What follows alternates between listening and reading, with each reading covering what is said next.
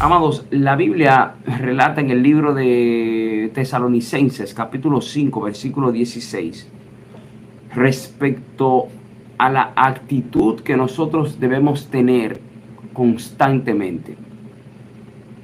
El apóstol Pablo escribió a la iglesia de Tesalónica, más bien conocida como iglesia de Tesalonicenses, que era un pueblo de las tierras bíblicas, a la cual el apóstol Pablo visitó, por así decirlo, y envió cartas a los fines de que se pueda diseminar la enseñanza que él tenía que dar en aquel pueblo y que quizás no la podía dar de forma presente, razón por la cual emitió una carta a los fines de que de poder transmitir el mensaje que él quería. Y cuando usted se va al libro de Primera de Tesalonicenses, capítulo 5, versículo 16, hay un versículo bíblico que me llama bastante la atención, porque dice: estad siempre gozosos. Más hacia abajo hay otro versículo que dice: orad sin cesar. Entonces, la mayoría del pueblo tomamos obviamente la parte de orad sin cesar, y en muchos de los casos obviamos la parte del estar siempre gozosos. Cuando usted analiza gramáticamente la escritura en 1 Tesalonicenses 5:17, el verso dice estad con una D al final, implicando que un imperativo. Entonces, cuando hablamos de imperativo nos referimos a una orden directa. No estamos hablando de una sugerencia o una opción, sino más bien de una orden, de algo directo, de algo que sugiere una imperatividad. Por consiguiente, es un mandato. Entonces, si nosotros asumimos con responsabilidad que debemos orar sin cesar, porque la Biblia lo dice, más hacia arriba de donde la Biblia dice orad sin cesar, dice el versículo 16, estad siempre gozosos.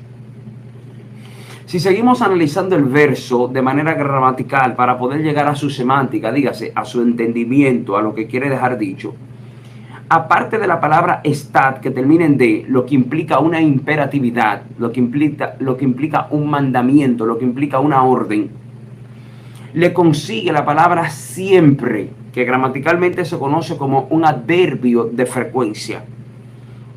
Un adverbio de frecuencia es una palabra que denota las veces que nosotros realizamos una acción en espacio y tiempo.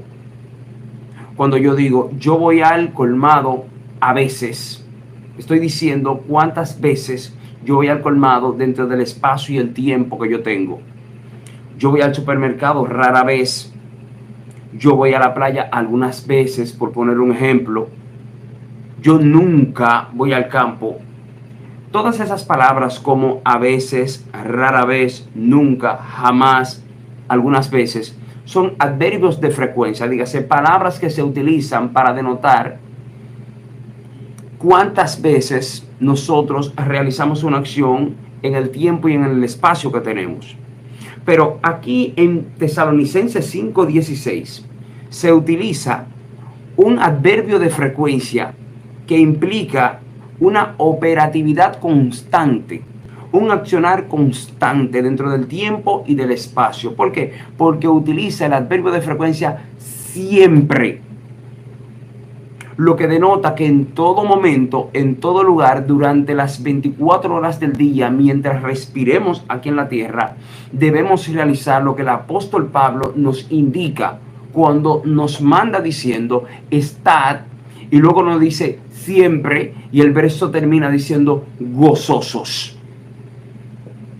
Si seguimos analizando, escudriñando el versículo bíblico, nos daremos cuenta que la palabra gozosos está conjugada de manera pluralizada, lo que denota que se refiere a más de una persona.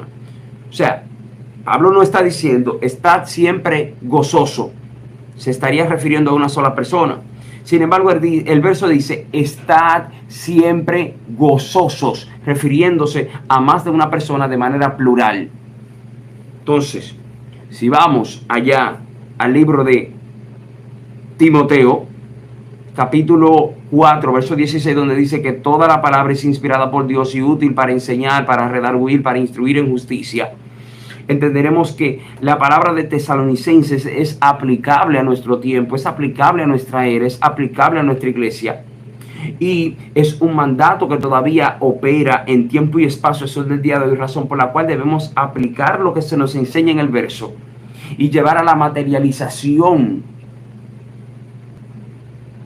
en nuestras vidas de lo que está explicando el verso cuando nos dice estad siempre gozosos. No se trata de un momento, no se trata de una hora, no se trata de un segundo, no se trata de algo condicional a los acontecimientos que tengamos, sea en tormenta, sea en lluvia, sea en prosperidad, sea en abundancia, sea en escasez. El mandato bíblico dice, estad siempre gozosos. De manera que el gozo que nosotros debemos tener debe ser de manera continua, debe ser de manera perenne, debe ser de manera consecuente.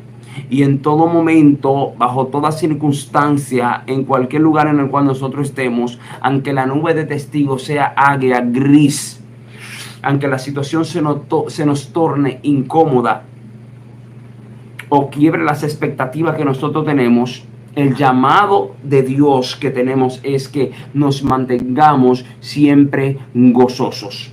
Entonces, la pregunta sería, ¿cómo, compañero Isael, me voy a mantener yo siempre gozoso en medio de situaciones adversas que antagonizan el proceder de mi vida aquí en la tierra? ¿Cómo me mantengo yo gozoso cuando tengo un hijo enfermo? ¿Cómo me mantengo gozoso cuando no tengo trabajo? ¿Cómo me mantengo gozoso cuando mi situación económica me está afectando? ¿Cómo me mantengo gozoso cuando hasta mi propia salud está empeorando? Entonces sería algo como paradójico, dígase, demasiado cuesta arriba, que yo mantenga el gozo cuando mi realidad me está haciendo entender todo lo contrario. Cómo yo mantengo la alegría cuando mi matrimonio se está desmoronando.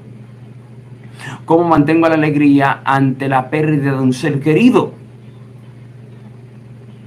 Todo esto son aristas que permean el verso y que quizá lo contraponen.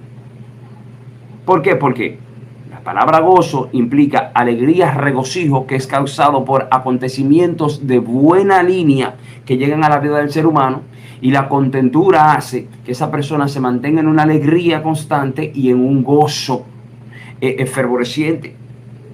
Pero tanto el gozo como la alegría y la contentura son productos de ¿qué? Son productos de buenos resultados dentro de nuestra vida, y como consecuencia producen esa alegría interior, esa alegría introspectiva que luego se manifiesta de manera extrovertida. Pero ¿qué ocurre? Cuando ocurren acontecimientos contrarios a la expectativa que nosotros tenemos, inesperados u esperados, nuestra vida se torna todo lo contrario. Nuestra vida se torna todo, absolutamente todo antagónico a lo que tiene que ver con el gozo. En este caso sería un antónimo de gozo, que sería tristeza, sería llanto, sería dolor. Entonces, entre el dolor, entre los acontecimientos, entre las situaciones que me atañen, en medio de toda mi realidad, en medio de todo el mar que me rodea, yo debo, de acuerdo a como dice la Biblia, estar siempre gozoso y cumplir con ese mandamiento. ¿Quién escribe el verso? El apóstol Pablo. ¿Era el apóstol Pablo una persona hipócrita que mandaba al pueblo a hacer una cosa cuando él hacía otra? Podemos nosotros pensar cualquier cosa. Sin embargo, cuando analizamos la historia del apóstol Pablo, tanto en el libro de Primera de Tesalonicenses, Segunda de Tesalonicenses, tanto en el libro de los Hechos como en todas las cartas paulinas, nos daremos cuenta que Pablo tenía una congruencia extraordinaria entre lo que hablaba, entre lo que enseñaba y entre lo que hacía. ¿Por qué? Porque es el apóstol Pablo, el mismo que se encontró en el cepo, encarcelado junto a Silas, Y en medio de esa situación tan difícil, fue ese apóstol Pablo el cual dijo que debía alabar a Dios en medio de la situación en la cual ellos estaban. Por eso dice la alabanza, y si Pablo y si adoraron y las cadenas les fueron quitadas, así quiero adorar. Y si Pablo y Silas te adoraron y las cadenas les fueron quitadas, ese Pablo fue el que mantuvo el gozo cuando estaba preso. Ese Pablo fue el que mantuvo el gozo cuando fue encarcelado. Ese Pablo fue el que mantuvo el gozo cuando fue apedreado. Ese mismo Pablo fue el que mantuvo el gozo cuando fue perseguido. Ese Pablo fue el que mantuvo el gozo cuando su vida estaba en peligro de ¿qué? ¿En peligro de qué? En peligro de muerte. Mi alma adora a Dios.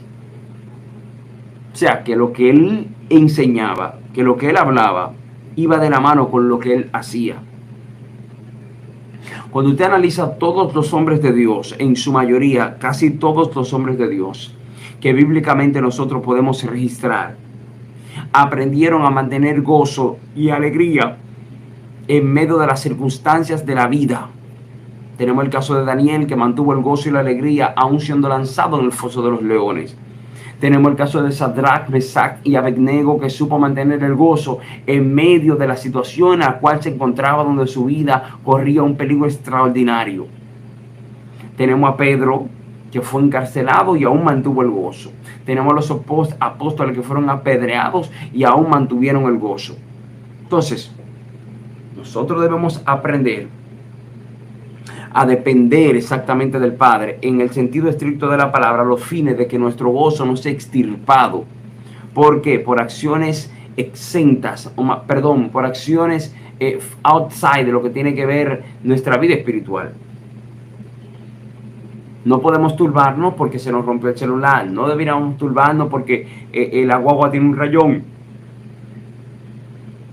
No deberíamos turbarnos porque reprobamos una materia. Es un asunto de nosotros pensar, recapacitar a los fines de que no se vuelva a repetir. Sin embargo, nuestro gozo debe de mantenerse independiente a cualquier acción que nos pueda acarrear, a cualquier acción que nos pueda llegar. La Biblia dice, en tu presencia hay plenitud de gozo y delicias a tu diestra. ¿Para qué? Para siempre. Entonces, aprendamos nosotros, amados hermanos, a mantener el gozo, a mantener la alegría. Aprendamos nosotros a servirle a Dios en integridad, con verdad. Aprendamos nosotros a hacer la voluntad del Padre con una alegría constante, sabiendo que nuestro trabajo en el Señor no es en vano. Y que si su venida se aproximase hoy mismo nosotros hubiésemos sido salvos con Él, entrado en el paraíso con Él, y nuestra recompensa ha de venir. Entonces, mantén el gozo, mantén la alegría, mantente en constante búsqueda del Señor, y que Dios complete la obra en ti, como la está completando en mí, y como la quiere completar en cualquier persona que le diga, heme aquí, Señor, envíame a mí. Dios les bendiga mucho.